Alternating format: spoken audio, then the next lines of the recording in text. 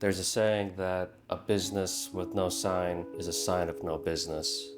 And it was like night and day putting this up and seeing people stop in their tracks and look at the storefront, walk inside, say, is this place new? And then, no, it's been here for like 3 years.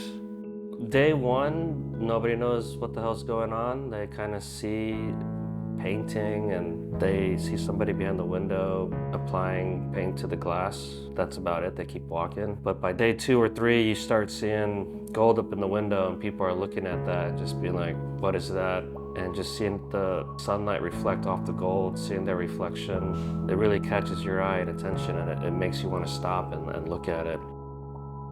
Throughout this project, I could totally see people just reacting to it and just appreciating the craftsmanship of what it takes to make a beautiful gold leaf sign. When I was in college, I went and studied abroad in Europe, and everywhere there was just gold leaf signs all over the place, and I would always stop and just stare at them. So I've always had an interest in sign painting and reverse glass gilding and gold leaf signs.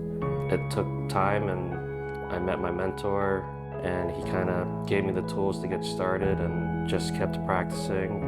Over the years, would just take classes and try to research and get what information I could out there, whether it was reading or taking classes in Minnesota, Tokyo, just workshops where I could learn the craft, and just jumped right in and had to figure out a lot of it on my own. But there was a lot of information out there, but it's not always as easy, and sometimes people aren't as open to giving up their secrets.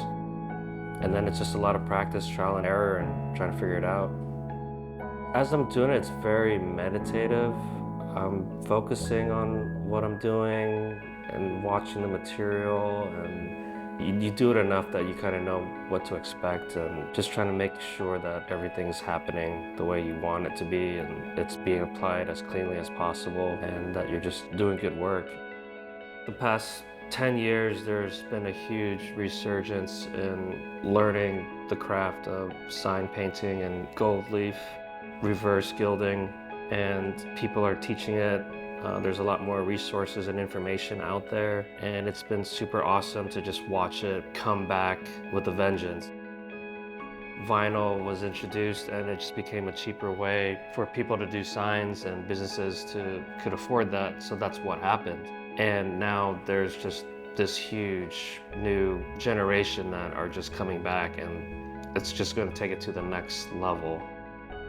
There's a lot of sign painters that have died and retired and are no longer sharing that information, but that very last generation that are still around and are super old, they're trying to share the knowledge and pass it on to the next generation. And it's being embraced, and it's just gonna go up from here. And this generation is gonna respect the craft and keep it going.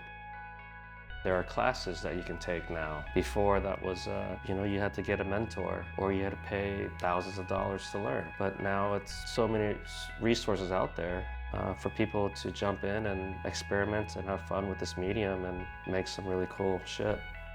Super relaxing, and it's rewarding when you finally get to remove all the excess gold and burnish it, and you see that mirror finish, and it never gets old for me.